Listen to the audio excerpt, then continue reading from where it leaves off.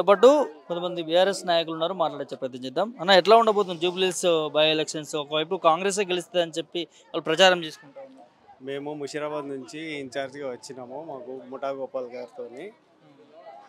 నాకు Shaikpet division 41 booth number ఇచ్చారు, ఇన్ఛార్జ్గా వచ్చాము. మా జీవన్ రెడ్డి మాకు ఇన్ఛార్జ్. పొద్దున 6-7 గంటల నుంచి స్టార్ట్ చేస్తాము. మొన్న శుక్రవారం రోజు 3 మసీద్ల ముందుకు వెళ్ళి చేసినాక అక్కడ ప్రతి ఒక్కరు మన మాగంటి గోపీనాథ్ గారు చేసిన పనులని, అభివృద్ధి కార్యక్రమాలని, కేసీఆర్ గారు పెన్షన్లు, వాటి గురించి ప్రతి ఒక్కరు ముస్లిమ్స్ మీరు రావాల్సిన అవసరం లేదు, మేము పక్కా 100% మీకు హామీ ఇస్తున్నాము, మేము అందరం కలిసి మేము దీనికే వేస్తాము, బీఆర్ఎస్కి గెలిపించుకుంటాము అని చెప్పి ప్రతి ఒక్కరు చెప్తా ఉన్నారు. వైపు నుంచి కాంగ్రెస్ ఆల్రెడీ గెలిచేసినాం అంటుంది, మెజారిటీ కోసం ప్రచారం చేసేసినాం అని చెప్పి వాళ్ళు చెప్తా ఉన్నారు. బీఆర్ఎస్ పార్టీ సింపతికి ఏం చేస్తుంది అంటున్నారు. అయ్యా నవీన్ యాదవ్ గారి గురించి ప్రతి ఒక్కరు ఏం చెప్తున్నారంటే, ముస్లిమ్స్ మేము ఒక ముస్లిం లేడీస్ మేము ఒక రౌడీ దగ్గర నిలబడి, ఇంటి ముందు నిలబడి మేము ఏ విధంగా మేము మా ప్రాబ్లమ్స్ చెప్పుకుంటాము అని అడుగుతూ ఉన్నారు వాళ్ళు.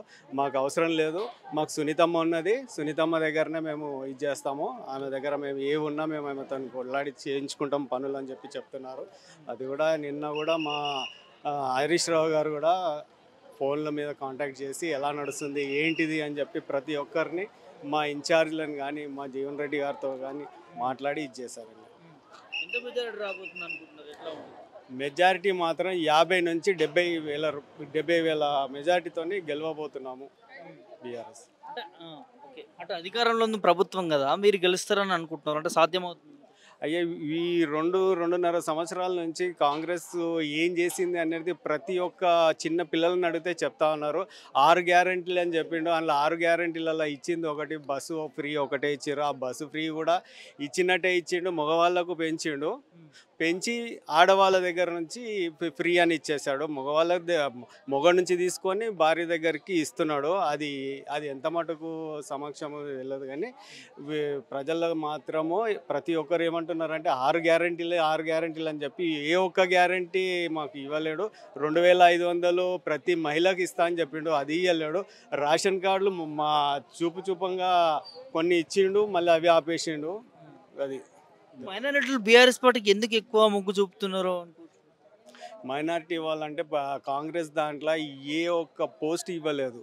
మా కేసీఆర్ గారు ప్రతి ముస్లిం దానికి హోమ్ మినిస్టర్గా ఇచ్చారు.